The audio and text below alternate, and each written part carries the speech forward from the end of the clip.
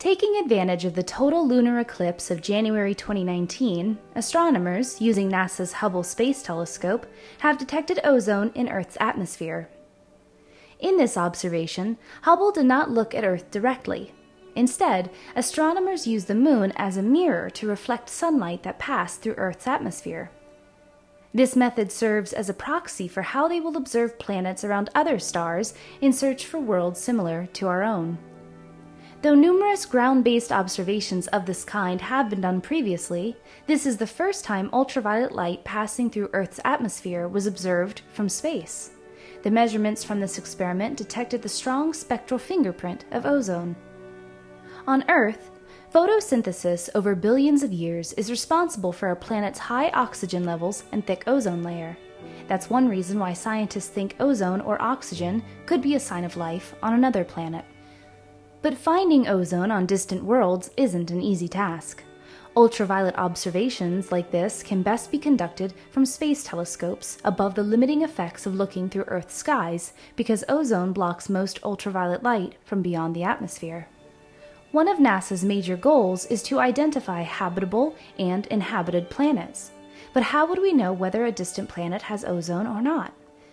The atmospheres of some extrasolar planets can be probed if that distant world passes across the face of its parent star, called a transit.